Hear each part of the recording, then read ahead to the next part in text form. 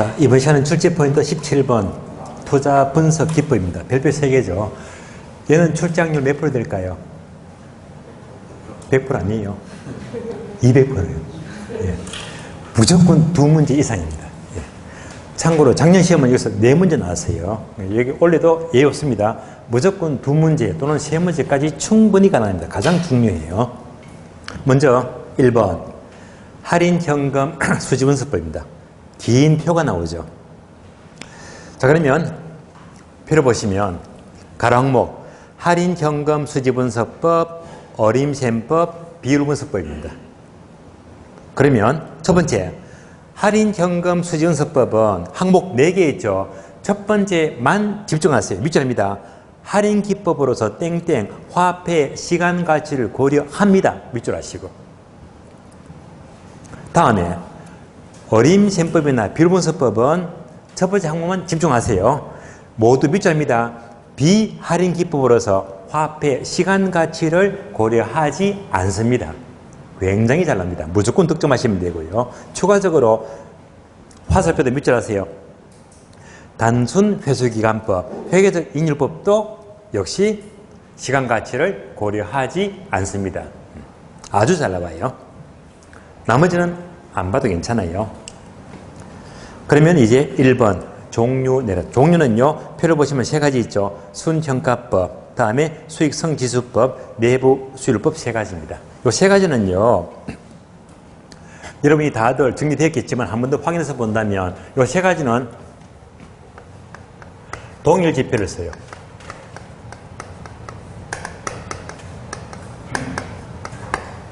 동일 지표가 뭐냐? 같은 동일한 단어를 말하는데 먼저 수익평가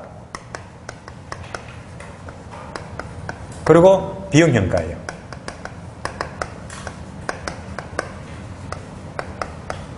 똑같은 단어, 동일 지표. 이거 바로 동일한 지표, 동일한 단어입니다. 결론 수익평가에서 비용가를 빼면 뭐가 되죠? 순영가, NPV가 되고. 다음에 나누기 하죠. 나누기. 예, 나누기. 나누기 하면 바로 수익성지수 PI가 되고요. 각 해에 만드는 할인율은 바로 내부 수익률 IRR입니다.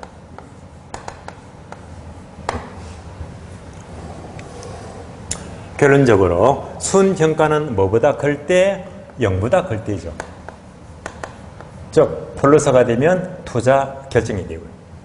수익성 지수는 분자 분모니까 얘는 1보다 크거나 같을 때, 이럴 때 투자 결정이 되고요. 다음에 내부 수익률은 바로 요거 수익률이죠.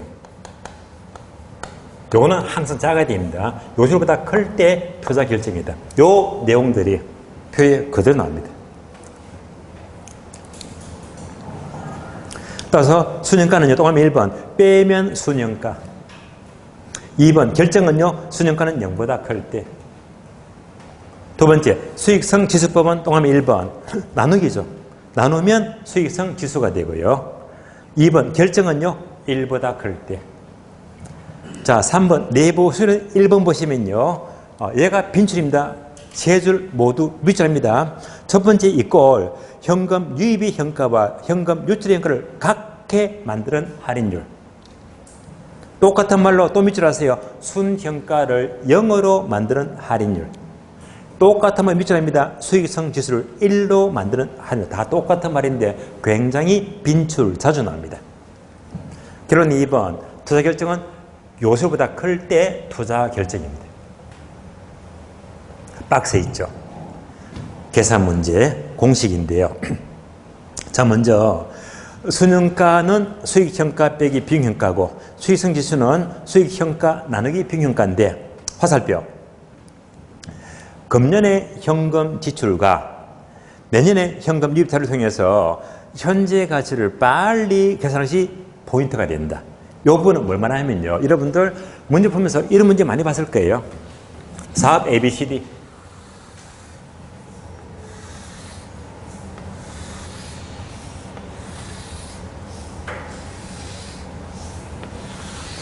자, 표가 주어지면서 사업 ABCD가 나와요. ABCD가 나왔다면 바로 이 박스 문제입니다.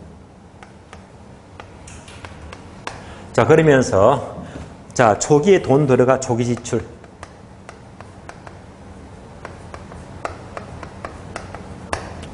다음에 1년 후에 말기에 돈이 들어와요. 말기에 현금 유입입니다. 자료는 여기까지만 나와요. 여기까지만. 이때 초기 지출이 똑같은 말로 얘가 바로 비용현가입니다. 비용의 현재 가치, 비용 현가가 돼요.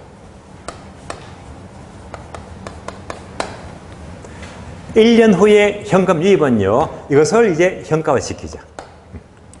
얘를 현가화 시키자. 공식은 아시죠? 1 플러스 R의 N성분의 1. 빠르게 현가시키면 드디어 여기서 수익 현가가 나옵니다.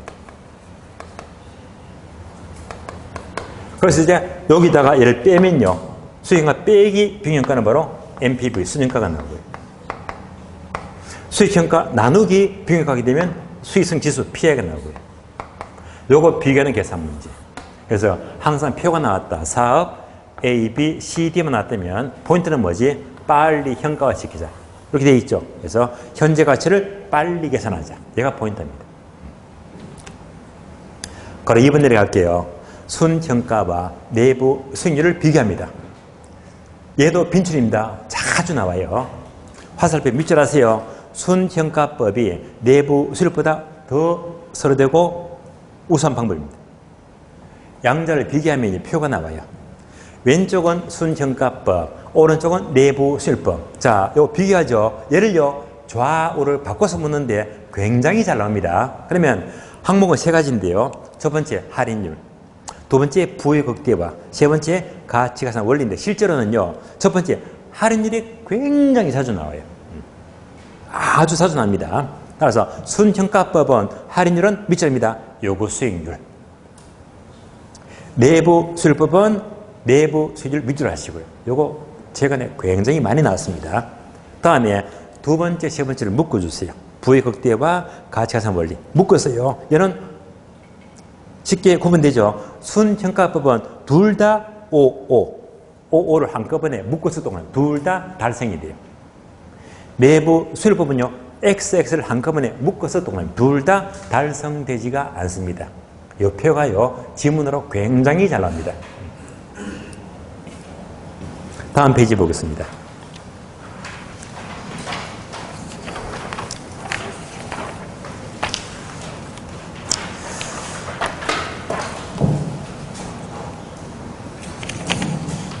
자, 투자 결정을 하는 경우입니다. 1번부터 7번까지요. 얘는 과거에 오래전에 지문 꽤 나왔는데 요즘은 잘 안 나오더라고요. 나왔다 하면 점수를 그냥 주는 거예요. 자, 투자 결정을 하는 경우는요, 다들 아는 내용들이죠. 1번, 기대 수익률이 요보다 클 때, 요거 동그라미, 요거는 무조건 작아야 됩니다. 그러면 여백에다가 하나만 적어줘요. 실현 X. 실현 수익률이 들어가면 전부 다 틀린 말입니다. 기대해봐, 요것만 비교합니다. 다음 두 번째는요, 투자 가치가 시장 가치보다 커야 됩니다. 네, 투자 가치만 밑줄 하세요. 투자 가치가 클 때 투자 결정. 3번, 4번, 5번 세 개 묶어줄래요. 묶어서 뭐라고 부르죠?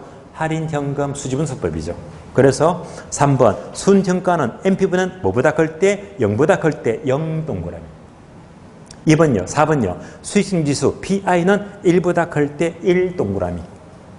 5번요. 내부 수익률은 요소보다 클 때 요거는 항상 작아야 됩니다. 6번요. 회수기간은요. 목표 기간보다 땡땡 밑줄입니다. 회수기간은 짧을수록 유리합니다. 짧을수록 투자 결정입니다. 7번. 회계적 이익률은요. 목표 이익률보다 땡땡이 있죠. 회계적 이익률은 높을수록 밑줄. 수익률은 당연히 높을수록 유리합니다. 그래서 얘는요. 지금 지문을 5개 뽑아내요. 뽑아내서 하나만 싹 바꿔버리면 틀린 답 쉽게 찾거든요. 아주 쉬운 문제가 돼요. 과거에는 많이 나왔습니다. 요즘은 잘 안 묻더라고요. 목차 2번. 어림셈법. 내려가서 3번. 비료분석법. 두 가지가 복잡하고 까다로운데 여러분들 아마 공식은 대부분 암기가 됐을 거예요. 자, 어림셈법은 표를 보시면 두 가지죠. 왼쪽은 성수법, 오른쪽은 수익률법. 그러면 요 경우는요, 여러분 표 그대로 보시면 돼요. 먼저 성수법, 다음에 수익률법입니다. 자, 결론은 이렇게 움직이죠. 반대. 성수의 반대가 수익률. 반대로 움직여요. 반대. 당연히 수익률은요, 높은 게 좋은 거지. 얘는요, 높을수록 유리하다. 좋은 거잖아요. 반대니까 성수는요, 거꾸로 낮을수록 유리하다. 이렇게 나옵니다. 그러면 성수가 네 가지 있죠. 첫 번째, 조소득 성수. 두 번째가 순소득 성수. 세 번째가 세전 현금 수지 성수. 마지막으로 세후 현금 수지 성수가 돼요. 자, 표를 보시면서 두 가지. 1번, 2번 묶어주고 3번, 4번 둘 묶어주고요. 그럼 공식 그대로 보십니다. 분자분모. 이런 것들이 전부 다 시험 지문입니다. 그래서 자, 먼저 분자 기억나시죠? 1번, 2번은 뭐지? 총총 나누기죠. 총투자액, 총총 나누기. 총투자액 나누기. 다음에 3번, 4번은요. 지분투자액, 지분투자액 나누기입니다. 총을 지분으로, 지분을 총으로 바꾸면 틀린 말이 되고요. 다음에 분모는 단어 그대로. 얘는 그대로 조소득, 얘는 그대로 순영업소득, 세전은 그대로 세전 현금 수지, 세후는 그대로 세후 현금 수지, 분모는 그대로 조, 순, 세전, 세후. 바로바로 떠올려야 됩니다. 다만 2번이 있죠. 순소득 성수를 괄호 밑줄입니다. 자본 회수기간 밑줄. 반복합니다. 자본 회수기간은 긴 게 좋아요, 짧은 게 좋아요? 예, 짧을수록 유리합니다. 그럼 다시 이제 얘들은 역수이기 때문에 자, 공식은 반대로 보면 되고요. 따라서 1번은 뭐지? 역수가 총자산 회전율이 되고요. 그 다음에 2번은요, 종합환원율입니다. 종합환원율이 되고, 세 번째가 지분 배당률입니다. 네 번째가 세후 수익률이 되고요. 이렇게. 다만 2번, 3번 있죠. 얘도 특히 지문을 잘못 씁니다. 2번, 3번을 더 집중하자. 그래서 자, 역수니까 세전성수의 역수는 지분 배당률이다. 전지 기억나시죠? 다음에 순소득 성수의 역수는 종합환원이다. 합치니까 순종. 그래서 전지 전능하신 하나님을 순종하자. 전지 순종 역수. 바로 역수 떠올리시고요. 여기까지가 성수법과 수익률법입니다. 그래서 이 자체 하나하나가 전부 다 객관식 지문들입니다. 그래서 이제 하나만 싹 바꿔서 물에 분작은 분목은 싹 바꿔서 물을 때 여러분들이 다 찾아내야 됩니다. 다음에 자, 표를 보시면 표 맨 밑에 참고표 긴 지문이 있죠. 아는 건데 확인합니다. 어림셈법 한개 땡땡 밑줄 하세요. 미래의 현금 수지를 하려지 않으므로 화폐 시간가치를 고려 X, 시간가치를 고려하지 않습니다. 3번요. 비율분석법. 비율분석법은 크게 5가지. 대부비율, LTV. 다음에 부채 감당률, 채무 불이익률, 총자산 회전율, 영업경비 비율. 근데 5개 중에서 딱 하나만요. 이상하게 글씨 큰 게 있죠. 뭡니까? 부채 감당률이죠. 왜 컸을까요? 수치가 가장 많이 되거든요. 얘는 집중하세요. 빈출입니다. 하나씩 볼게요. 대부비율 LTV는요, 분자분모. 자, 부동산 가치에 대한 부채 잔금 또는 대출금이죠. 그러면 대부비율은요, 1번, 2번 묶어주고 쉬운 말을 드린다. 이런 것들이 전부 다 시험에 나오고 있는 지문들인데 1번, 대부비율이 높을수록 채무 불이익 시 원금 회수가 당연히 어려워집니다. 2번을 밑줄 하세요, 모두. 대부율이 높아짐에 따라서 부채 비율도 급격히 높아집니다. 증가합니다. 다음에 부채 감당률은 안개있죠. 순두부. 그래서 자, 순영업소득 나누기 부채 서비스 세제입니다. 부채 감당률은요, 1번을 동그라미, 이거 빈출이에요. 1번 집중하세요. 부채 감당률은 밑줄입니다. 1보다 클수록 유리하다. 밑줄했죠? 화살표 지문 그대로 나옵니다. 화살표를 모두 밑줄하세요. 부채 감당률이 1보다 크면 차입자의 원리금 지불 능력이 충분하다. 같은 말인데요. 그럼 우리 시험은요, 부채 감당률이 1보다 크면이지 작으면 집어넣거든. 작으면 속지 마세요. 클수록 유리하고 원리금 지불 능력이 충분합니다. 요거 빈출입니다. 다음에 세 번째, 채무 불이익률은 공식 첫 자보고 관계했죠. 어떻게? 영부유. 따라서 유효 조수력에 대한 영업경비와 부채수익의 비율이 바로 채무 불이익률입니다. 공식은 여기까지 보겠는데요. 그러면 자, 지금부터 2번은 뭐였죠? 어림셈법. 3번은요, 비로분석법. 반복합니다. 2번은 뭐였죠? 어림셈법. 3번은요, 비율분석법. 그런데 얘를요, 공식이 많았잖아. 승수법 4개, 수익률 4개, 다시 5개. 토탈 10개 넘잖아요. 얘를요, 섞었어. 막 섞어요. 섞어서 계산 문제가 나와요. 계산 문제가 놀라웁니다. 그러면 계산 문제 형태는 딱 3가지입니다. 3가지. 계산 문제는 1개를 묻거나 3개를 묻거나 5개를 묻더라. 여지껏 요거밖에 없어요. 1개 묻더라, 3개 묻더라, 5개 묻더라. 그러면 만약에 여기서 공식을요, 이렇게 1개만 물어. 1개만. 1개 묻게 되면 이때는요, 공식 알고 있잖아. 풀 수 있다, 없다?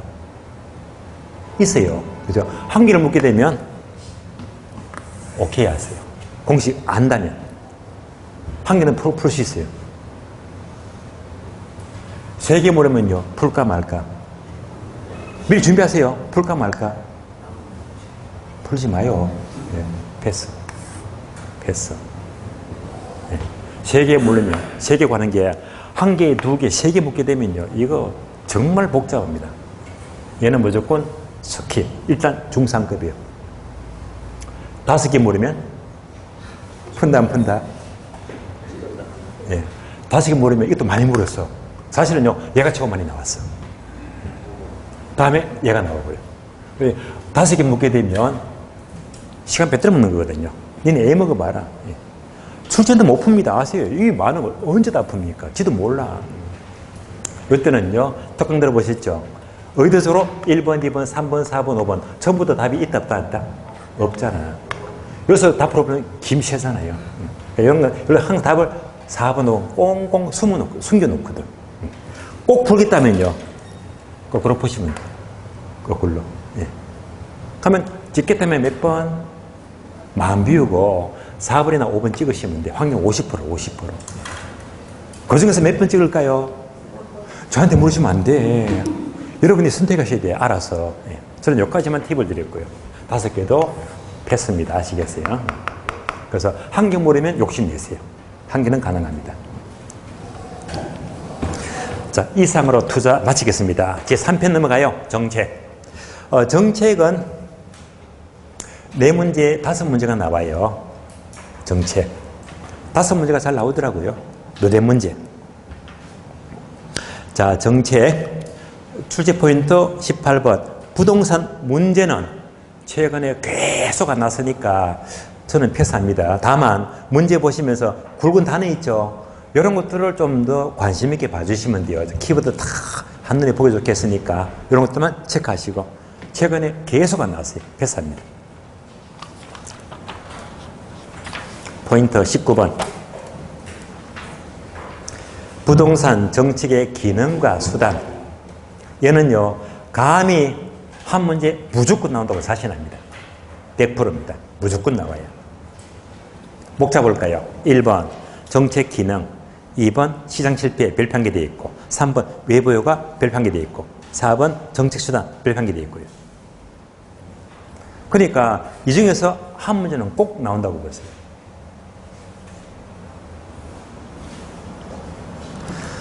자, 그럼 이제 목차 2번부터 볼까요? 목차 2번. 시장 실패. 자, 1번은 의의는요, 자원 배분이 효율적이지 못한 상태를 말하는데, 자, 원인은요, 굵게 되어 있죠. 암기 다 하셨잖아. 어떻게? 불공정 외모, 불공정 외모, 불안전 시장, 공공재, 정보의 비대칭성, 외부 효과, 규모의 경제. 불공정 외모 중에서 특히 4번, 외부 효과가 비중이 높은데요. 외부 효과는 다시 목차 3번 나와 있잖아요. 역시 중요합니다. 1번 의의부터 봅니다. 외부 효과란 경제 주체가 굵게 되어 있죠. 시장기구를 통하지 않고 묶게 되죠. 통하여 틀린 말입니다. 통하지 않고 누구에게? 제3자에게 밑줄. 제3자와 제3자의 관계를 말하지. 위에다가 적어줘요. 거래 당사자 X. 거래 당사자. 얘가 누굽니까? 매도인과 매수인. 거래 당사자에게 하면 틀린 말입니다. 아직까지 출제 안 됐지만은요, 여기까지도 물을 수 있습니다. 제3자에게 손해나 이익을 주더라. 2번 종류 보게 되면요, 크게 두 가지. 왼쪽은요, 정의 외부 효과, 오른쪽은요, 부의 외부 효과예요. 하나씩 봅니다. 정의 외부 효과는 의도하지 않는 편익을 주는데, 밑줄입니다. 핀피 현상 밑줄. 자, 핀피 현상은요, 정을 말하지 부로 바꾸면 틀린 말입니다. 바꿔서 물어요. 세 번째 칸과 네 번째 칸 묶어주세요. 비용과 편익과 생산. 예. 묶어주시면서 요거 집중합니다. 비용과 편익과 생산. 예. 바로 떠올립니다. 그럼 이제 비용과 편익과 생산은 뭘 떠올려? 예를 들면 얘는요, 공원이죠, 공원. 사공원. 그리고 개인이 공원을 만들었다. 누가 만들었죠? 개인이. 무슨 비용? 사적 비용 밑줄. 비용은요, 개인 비용이죠. 사적 비용을 크게 만들어요. 공원 만들고 주민이 다 같이 이용하니까 전체가 편익을 봐요. 두 번째 줄. 사회적 편익이 크다. 굵은 단어 밑줄 하시고요. 그래서 내 돈 주고 공원 만들었더니 편익은 전체 남들이 많이 본대요. 그러면 내가 손해보는 기분 들죠. 한 줄 내려가서 과소생산 동그라미. 얘가 더 중요합니다. 반복합니다. 정의 외부에 관한 많이 생산해요? 적게 생산해요? 적게지 자꾸 많이 넣으면 틀린 말입니다. 적게 생산. 과소보다 적게라고 많이 묻습니다. 그래서 정부는요, 이를 권장하기 위해서 한 칸 내려서 보조금 밑줄하시고 보조금을 지급합니다.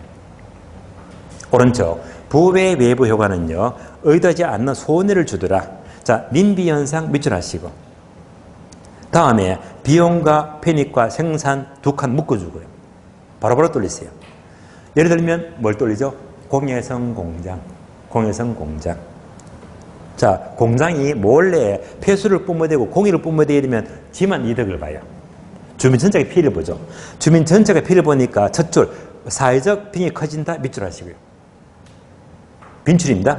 그래서 전체 병이 커지게 되고 자기만 이득을 봐요. 사적 편익이 커진다 밑줄 하시고요. 내만 이득을 보니까 무조건 많이 만들고 보자. 과대 생산 동그라미. 반복합니다. 많이 생산, 적게 생산. 많이죠. 우리 시험은요, 많이, 적게 이렇게 표현하거든. 적게 틀린 말이고 많이 생산합니다. 한 칸 내려가세요. 지역지구제 동그라미. 부의 외부를 제거하기 위해서 지역지구제를 지정합니다. 4번 내려가요. 정책수단. 표를 보시면요, 토지이용 규제, 직접 개입과 간접 개입입니다. 두 번째와 세 번째를 묶어주세요. 직접 개입과 간접 개입은 자주 납니다. 빈출입니다. 지금부터요, 동남에 1번, 2번이 있죠. 2번만 집중하세요. 2번을 그대로 물으니까요. 첫 번째, 토지 이용 규제는 2번 모두 밑줄 하세요. 용도 지역 지구제. TDR, 개발권 양도제, 각종 인허가 모두가 이용 규제입니다. 직접 개발은요, 2번 붉은 단어만 밑줄하세요. 도시 재개발, 토지 수용, 토지 은행 제도, 택지 공영 개발 밑줄하시고요. 다음에 간접 개입은 2번 굵은 단어만 밑줄하세요.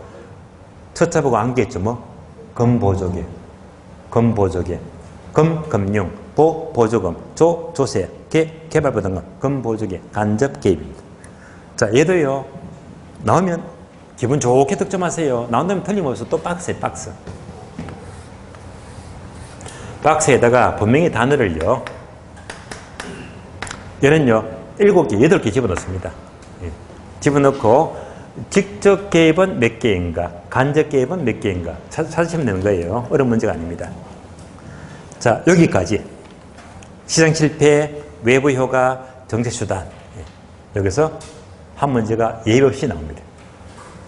이어서 포인트 20번. 토지 정책. 토지 정책도 한 문제를 보시면 돼요. 한 문제.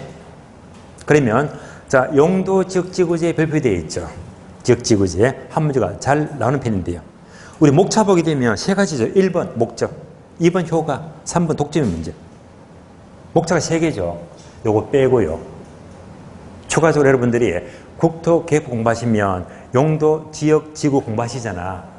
그거 다 알아야 됩니다. 특히 우리 시험은요, 최근에 국토계획법상에 용도지역을 많이 묻거든. 예, 그런 것들은 공법상이기 때문에 제가 따로 넣지는 않았습니다만 나왔다면요, 꼭 득점을 하셔야 됩니다. 어려운 문제가 아니거든요. 그래서 공법상 용도지역 필히 준비하죠. 잘 나옵니다.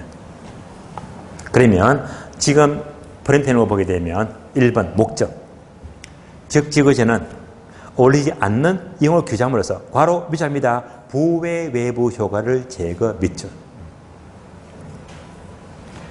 2번 효과. 1번 단기 효과, 2번 장기 효과. 단기는 수요로 움직이고 장기는 공급으로 움직이죠. 그러니까 용도 지역지구를 지정하게 되면 동네가 좋아지죠. 단기는 수요가 증가하고 가격은 상승합니다. 그러니까 장기적으로 공급이 증가해요.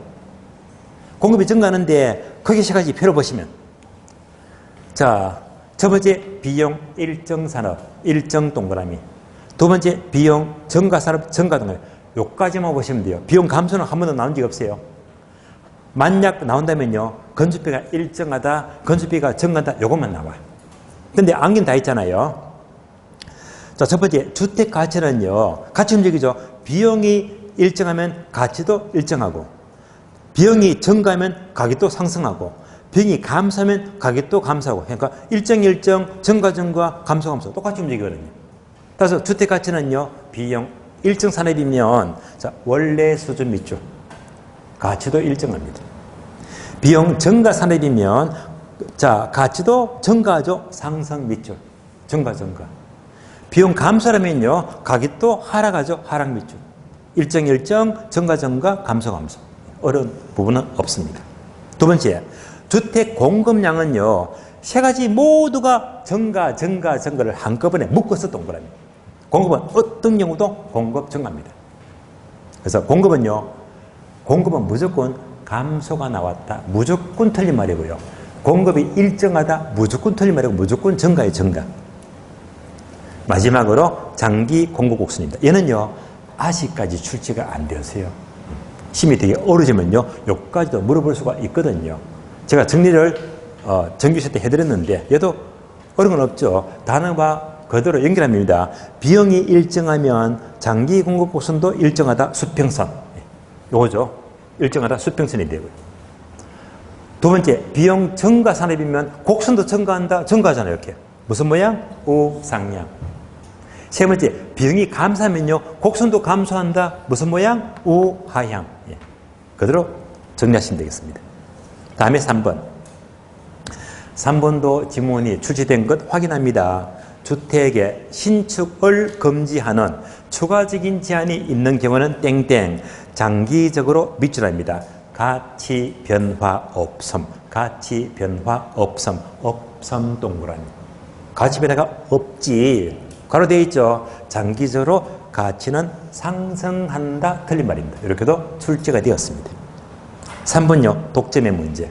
자, 독점 문제는요. 1번, 2번인데 1번만 밑줄 아세요. 사전적 독점일 때 땡땡 초과 연애 문제가 생긴다. 요것만 기억하시면 돼요. 목차 2번 내려가요. 자, 토지 은행 제도는 어려운 말 없습니다. 빈출도 아니기 때문에 여러분들이 표 보시고요. 굵은 단어 보시면 돼. 여러분이 확인하시고. 다음 3번 개별이 환수. 굵은 단어 참고하시면서 저는 넘어갑니다. 예, 그다지 중요한 포인트는 아니에요. 여러분이 확인하시고. 출제 포인트 21번. 임대주택 정책은 정책에서 가장 중요합니다. 필수 출제. 무조건 나옵니다. 가장 중요해요. 1번 임대료 규제, 2번 임대료 보조, 3번 공공임대주택입니다. 먼저 1번 임대료 규제는 먼저 의의를 보기 전에 이 그래프 먼저 떠올리자. 그래프. 임대료 규제는 이 그래프 아시잖아요. 자, 시장 원리가 있어요. 수요와 공급. 임대료 규제는요, 얘가 너무 높기 때문에 정부가 최고로 이만큼만 받아. 규제합니다. 어떻게? 시장 원리보다 낮게 설정합니다. 그러면 높게 설정하면 아무런 의미가 없죠. 그래서 높게 설정하면 규제 하나마나 아무런 영향을 미치지 않습니다. 자, 이렇게 낮게 설정하니까 결국 임대는요, 이만큼 손해봐요. 손해보잖아요. 이렇게 출발합니다. 자, 그 결과 공급은 이렇게 되겠네요. 이만큼 공급 부족입니다. 임대료가 싸니까 임차는 이만큼 수요가 증가합니다. 초과 수요.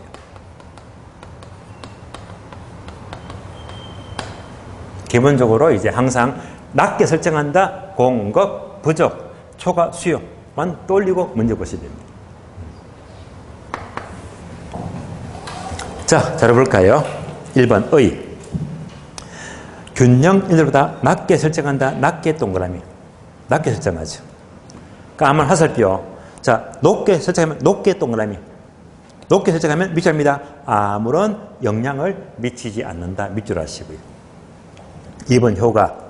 효과는 왼쪽은 임대인 효과, 오른쪽은요 임차인 효과인데 임대는요 1번 공급 부족 동그라미 빈출입니다. 임대는요 2번 투자 기피 밑줄, 투자를 기피합니다. 3번요 용도 전환 밑줄, 용도를 바꾸려고 하죠. 4번요 질이 떨어집니다. 질적 저하 밑줄 하시고요. 임차인은요 1번 초과 수요 동그라미 뻑하면요 초과 공급을 물어. 초과 공급 아니에요. 공급은 부족입니다. 초과 수요 발생합니다. 2번은요 이동 저하 밑줄, 이동이 힘들어지고요. 3번은요 암시장 형성 밑줄. 여기까지 보시면 되겠습니다. 목차 2번요 임대료 보조는 1번 종류, 소비자 보조 내려가서 생산자 보조 2개 묶어주고요. 종류가 2가지겠네요. 그런데 우리 시험은요 늘 묻는 게 소비자 보조를 주로 묻습니다. 소비자 보조. 소비자 보조 종류가 2가지 있죠. 가격 보조는 집세 보조죠. 소득 보조는 현금 보조다. 자, 그러면 소득 보조부터 먼저 볼까요? 현금은 소비자가 좋아하죠. 밑줄입니다. 소비자가 좋아한다. 소비자 효용은 우월하다. 우월 동그라미. 우리 시험은요 소비자 효용은 감소된다. 감소 틀린 말이고요. 우월합니다. 올라가요. 집세. 가격 보조는 밑줄입니다. 정책적으로 효과적이다. 밑줄. 주택 바우처 밑줄. 주택 바우처는요 집세 보조예요. 가격 보조. 세 번째, 제가 말 잘못한 거 아니죠? 예. 세 번째 특징. 자, 특징은 항목 2개 있죠. 첫 줄만 밑줄입니다. 소비자 보조가 생산자 보조보다 주거 선택의 자유가 보장됩니다. 얘는요 단어 바꾸면 틀린 말이 바꿔볼까요? 생산자 보조가 소비자 보조보다 주거 선택의 제가 보장한다. 바꾸면 틀린 말입니다. 바뀐 문장 조심하시고요. 그리고 2번 효과. 자, 효과는요. 소비자 보조는 정부가 임대료 보조금을 지급하면 괄호 소득이 증가하죠. 소득 증가 밑줄. 보조금 받았잖아.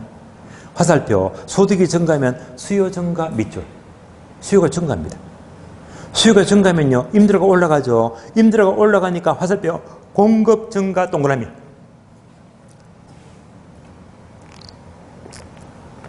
장기적으로 공급은 증가합니다. 이어서 생산자 보조는요. 정부가 보조금 지급하면요. 생산비가 하락합니다. 공급이니까 화살표 단계는 관계없잖아. 따라서 화살표 장기적으로 공급 증가 동그라미. 결론 소비자 보조금, 생산자 보조금, 임대료 보조는 무조건 장기는 뭐라고 했다? 공급 증가 되시겠죠? 그래서 보조금 났는데요.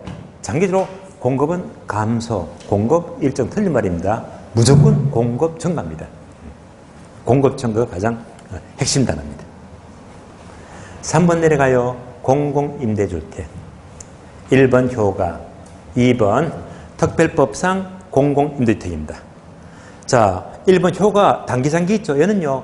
최근에 별로 안 묻더라고요. 요즘 출제인들은요. 자꾸 묻는 것이 2번을 또 묻고 자꾸 묻더라고요. 최근 유행입니다. 최근에 계속 났습니다. 그래서 2번을 집중하자. 그래서 자, 특별법상 공공임대주택은 1번부터 8번까지 첫자 그대로 암기시켜 드렸죠. 영국행 통장은 분기마다 발행한다. 영국행 통장 분기기 8가지. 그래서 얘는 오른쪽에 키보드 있죠. 핵심 단어. 다 밑줄 처리했습니다. 여러분들이 항상 영국행 통장 분기기 보시면서 자 키보드가 밑줄을 그대로 비교하시면서 그래서 바꾼 단어가 틀린 답이 되겠습니다. 요거 꼭 집중하세요. 작년에 나왔다고 원래 무시할 수 없는 것이고 최근에 이를 계속 물었거든요. 요것만큼은 필히 관심을 가져주시고요. 다음에 포인트 22번 주택의 분양정책입니다. 분양정책 두 가지네요. 1번 분양가 규제, 2번요 선분양과 후분양입니다. 1번 분양가 규제와 자유화 펴보시면요. 왼쪽은 분양가 규제 동그라미, 오른쪽은 반대로 자유화죠. 왼쪽부터 볼까요? 분양가 규제 10번입니다. 요거예요. 임대료 규제나 분양가 규제나 그림이 똑같습니다. 반복합니다. 높게 설정, 낮게 설정, 낮게 설정부터 출발합니다. 그럼 낮게 설정하게 되면 답이 나왔지. 공급은 부족해요. 초과수요. 답이 똑같습니다. 다만 얘가 뭡니까? 시장 원리, 시장 가격. 얘는 규제 가격이죠. 규제 가격. 그럼 결국 이 차이만큼 갭이 생기죠. 얘가 뭡니까? 전매 차익이다. 전매 차익이 생깁니다. 요거 챙겨 먹으려고 투기가 극성을 부리죠. 투기수요. 투기수가 극성을 부리더라. 요것만 추가로 확인하시면 됩니다. 그럼 그대로 보세요. 분야가 규제는요. 1번 공급 감소 동그라미. 똑같은 말로 화살표 생산성 저하 밑줄. 이렇게도 묻고 저렇게도 묻습니다. 3번요. 투기 수요 증가 밑줄. 4번요. 질적 수준 저하 밑줄 하시고. 5번요. 밑줄입니다. 저소득의 주택난은 갈수록 심화된다. 공급은 부족합니다. 오른쪽 분양가 자유화는요. 무조건 반대해석입니다. 반대로 읽어보시죠. 반대해석입니다. 목차 2번요. 선분양과 후분양입니다. 얘도 빈출은 아니지만은요. 나오면 어려운 말은 없습니다. 비교해 볼까요? 왼쪽은 선분양, 오른쪽은 후분양이다. 먼저 선분양은요. 완공전 주택을 분양한다. 뭐죠? 모델하우스. 많이 가보셨죠? 모델하우스. 예. 그러니까 선분양은 2번 소비로부터 자금을 다 조달받잖아요. 그래서 화살표 밑자입니다. 공급자 중심 밑줄. 공급자는요, 자금 조달이 굉장히 수월합니다. 그러니까 장점 1번 밑줄입니다. 공급자는 자금 조달이 용이하다 밑줄 아시고요. 단점 내려가요. 단점은 1번 밑줄. 부실 공사로 인한 분쟁 발생. 돈 다 받고 공사는 마음대로 해버리지. 하자가 생깁니다. 4번도 밑줄입니다. 분양권 매매 차익에 따른 투기도 발생하기도 합니다. 후분양은요, 아파트 다 짓고 분양합니다. 다 짓고. 그러면 2번 보게 되면요, 건설업자가 자금을 다 만들어야 됩니다. 그러니까 화살표 밑줄 하세요. 소비자가 유리하죠. 수요자가 유리합니다. 자, 다 지은 주택 보고 고르니까요. 장점 보시면 1번 밑줄. 소비자는 고르면 돼. 고르면 되니까요. 소비자의 선택의 폭은 증가합니다. 단점은요. 1번 밑줄 하죠. 공급자는 자금 조달이 어렵다 밑줄. 자금 조달이 어렵기 때문에 3번 밑줄. 주택 공급은 감소. 잘 안 지어요. 여기까지만 보시면 되겠습니다. 다음 페이지 넘어갑니다. 포인트 23번. 주택의 여가가정 별표 2개. 포인트 24번. 주택의 조세 별표 3개. 2개 합쳐가지고요. 합쳐가지고 무조건 나옵니다. 한 문제는 무조건 나와요. 물론 두 문제도 가능하겠지만은요. 일단은 필히 나옵니다. 주택의 여가가정입니다. 1번 개념 보게 되면요. 자, 1번 하향이라는 동네가 좋아졌다, 나빠졌다? 나빠졌죠. 따라서 상위층이 살던 주택을 밑줄 되어 있죠. 하위층이 사용하니까 동네가 나빠졌네요. 2번은요. 상향역이라는 동네가 좋아졌죠. 그러니까 하위층이 살던 주택을 밑줄 되어 있죠. 상위층이 사용하니까 동네가 좋아졌더라. 결론입니다. 여가가정은 우리 시험 항상 상향여가와 하향여가를요. 단어를 바꿔서 물어요. 상향을 하향으로, 하향을 무조건 의심하세요. 잘 바꿔서 묻거든요. 바뀐 단어만 조심하세요. 따라서 목차 2번. 일반적으로 하향 여가가 일반적인데 목차 2번. 주택의 하향 여가정 1번, 2번, 3번, 4번이 있죠. 여가 전부 다 출제가 됐던 시험 지문들입니다. 이대로 보게 되면요. 바로바로 이해가 잘 안 되기 때문에 이런 그림을 통해서 확인해 봅니다. 자, 편하게 그림 따라오세요. 자, 2개 지겠습니다.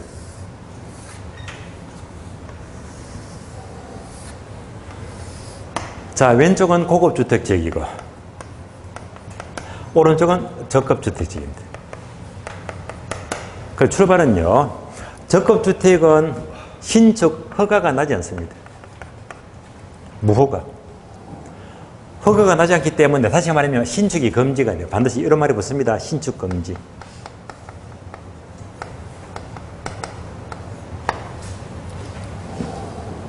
자, 여기서 적급주택의 인구가 증가합니다. 얘들한테 정부가 보조금 주죠. 요것만큼 얘들은요, 수요 증가 감소. 증가죠. 첫 번째, 수요 증가. 얘가 뭐죠? 동그라미 1번입니다. 1번 보세요. 1번. 1번. 단기적으로 밑줄 하세요. 일정 수준 이하의 적급 주택에 대한 수요 증가 밑줄. 1번 따라오셨죠? 다시 그림 보세요. 자, 수요가 1000개 늘어났대. 1000개 증가. 그럼 얘들은요, 신축이 금지가 됐어. 갈 데가 없잖아. 그리고 얘들은 부득불 이렇게 이동해야 돼. 이렇게 이동할 때, 선세대. 이동하게 되면요, 새 집을 사서 갑니까? 새 들어갑니까? 당연히 새 들어가죠. 네. 그럼 동네가 좋아졌다, 나빠졌다? 나빠졌죠. 나빠지니까 2번. 하향여가입니다. 그러니까 얘들이 이만큼 새 들어가니까 빚금, 집만큼 나빠졌다. 2번 보세요.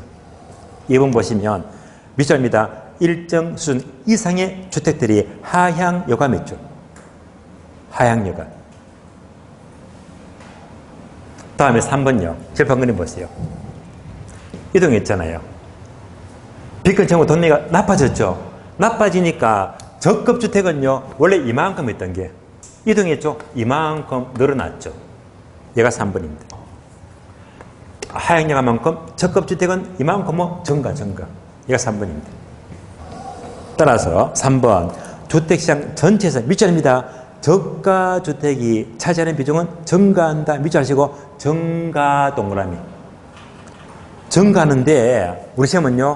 저가주택은 불변 틀린 말입니다. 출제되었어요. 불변이고 저가주택은 빚금치만큼 증가했어요. 증가. 4번은 뭐냐? 4번 10번 그림 보세요. 빚금치만큼 저가주택이 증가했으니까 고고주택은 많아졌어요? 적어졌어요? 적어졌지. 따라서 이제 얘가 4번입니다. 고고주택은 마이너스 1000세대가 적어졌지. 부족이에요. 얘들은요, 돈이 많으니까 새 집을 짓는다, 아니면 새 들어간다. 새 집을 짓죠. 짓니까 뭘 하지? 건축비를 따지자, 건축비. 얘가 4번입니다. 4번 보시면요, 표가 나죠, 표. 건축비가 일정하다, 일정 동그라미. 건축비가 상승한다, 상승 동그라미. 여기까지도 출제가 된 적이 있는데 아마 한 번 나온 걸로 기억하기 때문에 자, 비중은 떨어집니다. 건축비가 일정하면 표에서 오른쪽으로 보시면 고가주택을 모두 비춰입니다. 고가주택은 임대료와 양은 모두 일정하니까 임대료도 불변, 양도 불변. 다음에 두 번째, 건축비가 상승. 상승하면요, 고가주택을 모두 비춰하세요. 고가주택은 건축비가 상승하니까 임대료는 당연히 임대료는 상승하고요. 양은 감소가 된다. 여기까지 보시면 돼요. 3번 보겠습니다. 주거분리. 주거분리는요, 1번 의를 모두 비춰하세요. 고급 주택지역과 저급이 서로 분리되는 현상이죠. 고급과 저급이 분리되는 현상이 주거분리가 되고요. 바로도 밑줄합니다. 바로도 출제되었습니다. 주거분리는 도시 전체에서도 발생하지만 플러스 걸린 지역에서 둘 다 발생합니다. 둘 다. 우리 시험은요, 도시 전체에서만 발생하고 걸린 지역은 발생하지 않는다. 틀린 말입니다. 둘 다 나타납니다. 2번도 잘 나와요. 바꿔서 물어요. 이게 뭘까요? 자, 고소득층 주거지와 저소득 주거지가 인접한 경우에 경계지역 부근의 저소득층 주택은 기분 좋잖아요. 그러면 집가는 올라가죠. 할증 동그라미. 두 번째 줄. 자, 인접한 고소득 주택은 기분 나쁘지. 나쁘니까 땅값 떨어지죠. 할인 동그라미. 그래서 인접한 저급은 할증되고 고급주택은 할인된다. 이거 바꿔서 묻거든요. 일단 할증, 할인 단어 유의하시고요. 4번 불량주택의 문제. 자, 불량주택은 1번 집중합니다. 지문 잘 나와요. 불량주택존의 형성은 밑줄입니다. 저소득의 산물, 소득 때문이지 시장 실패는 아니다. 그래서 시장 실패이다 하면 틀린 말입니다. 시장 실패가 아니고 소득의 문제라고 봐야 됩니다. 출제 포인트 24번이요. 자, 조세 정책입니다. 한 문제가 워낙 잘 나와요. 1번부터 6번까지 있죠. 그러면 여기서 여러분은요, 3번 동그라미, 그리고 5번 동그라미, 3번, 5번 놓치지 마시고, 그러면, 자, 요 6개 빼고 여백에다가 꼭 기가세요. 여백에다가 세법. 세법이 늘 나와, 세법. 여러분, 세법 첫 시험 뭡니까? 국세, 지방세. 보유할 때, 취득할 때, 보유할 때, 처분할 때, 양도할 때. 그러니까 취득, 보유, 양도할 때 국세가 뭐냐, 지방세가 뭐냐 있죠. 얘가 너무너무 자주 나오거든.